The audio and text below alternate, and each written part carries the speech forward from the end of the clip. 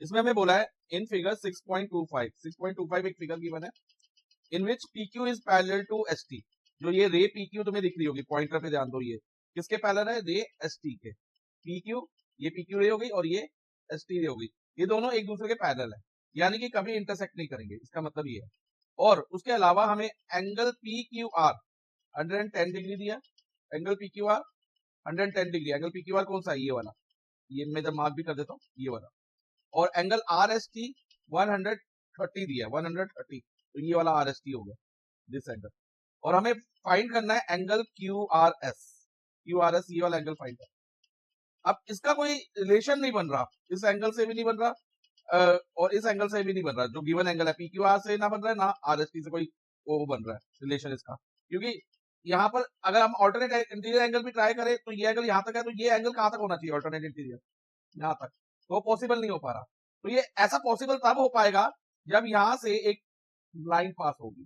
तो यहाँ पर हमें कंस्ट्रक्शन करनी होगी जो हिंट में दिया हुआ है, लेकिन हो सकता है एग्जाम में हिंट ना दिया हो, ये तुम्हें माइंड में रखना होगा। तो यहाँ से थ्रू R एक लाइन ड्रॉ करेंगे पैरेलल टू ST। किसके पैरेलल? ST के पैरेलल।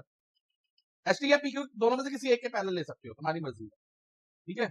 मैंने इधर ST लिखा तो इसलिए ST ही ले लेते हैं। और कंस्ट्रक्शन में ये लिख देना, ड्रॉ लिखना भी है ये, draw line parallel to ST to point R, और इस लाइन को नेम भी दे दो, L नेम दे दो, ठीक है। अब ये लाइन L किसके पैरेलल है? ST के, बाय कंस्ट्रक्शन।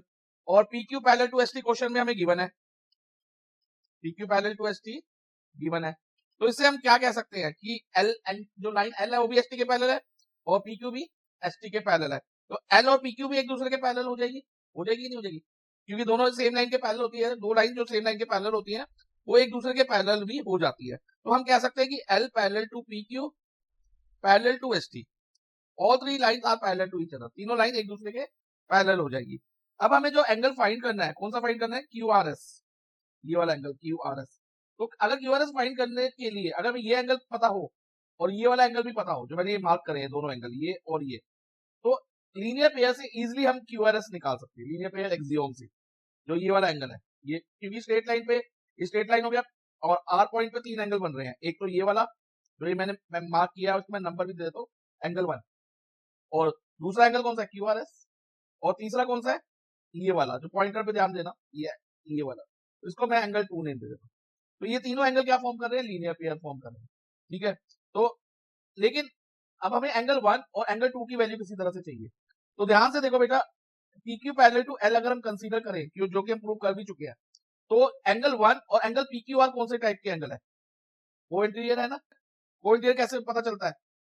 जैसे ये C टाइप होते हैं, लाइक ये देखो इस तरह के होते हैं, सी किसी भी तरह का सी, उल्टा या सीधा, या फिर यू टाइप भी कह सकते हैं, ऐसे उल्टा या सीधा यू, ठीक है। या ऐसे में होंगे। तो ये वाला एंगल और ये वाला एंगल हो गया, ये वाला और ये वाला। तो ये जो है ना हमारे कौन से एंगल है?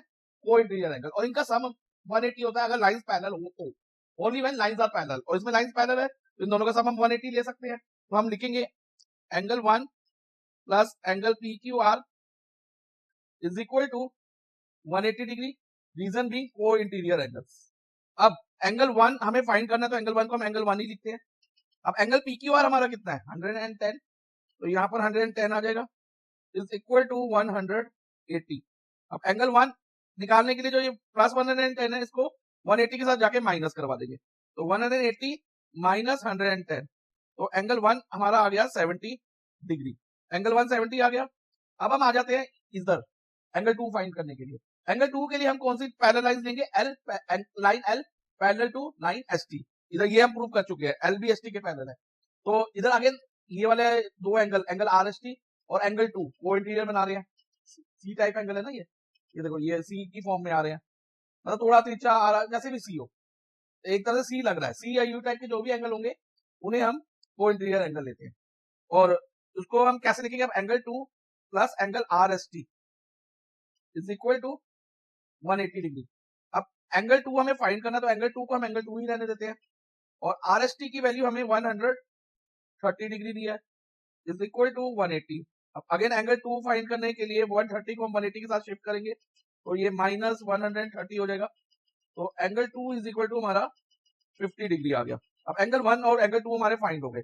अब हमने क्यूआरएस फाइंड करना है, तो मैंने बताया angle 1 plus angle QRS plus angle 2 180 होगा। क्यों? क्योंकि ये लीनियर पेयर फॉर्म कर रहे हैं, स्ट्रेट लाइन पे एक पॉइंट है और इस पॉइंट पे 3 एंगल बन रहे हैं।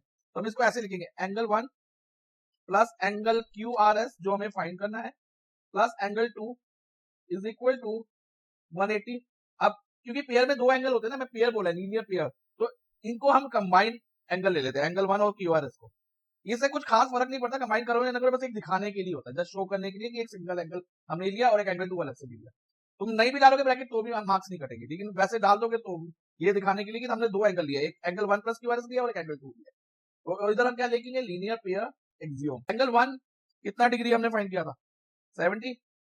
एंगल क्यूआरएस हमें फाइंड करना है, तो क्यूआरएस को क्यूआरएस रहने दो, और एंगल 2 कितना है, 50 डिग्री इज इक्वल टू 180। अब angle QRS is equal to क्या होगा, 180, जो ये प्लस 70 है इधर जाके माइनस 70 हो जाएगा 180 के साथ जाके, और प्लस 50 भी 180 के साथ जाके माइनस 50 हो जाएगा। तो अब एंगल क्यू आर एस क्या होगा हमारा, 180 में से अगर 70 माइनस करते हैं तो 110 आता है, और 110 में से 50 माइनस करेंगे तो 60 डिग्री आएगा। तो एंगल क्यू आर एस हमारा फाइनली 60 डिग्री आ गया।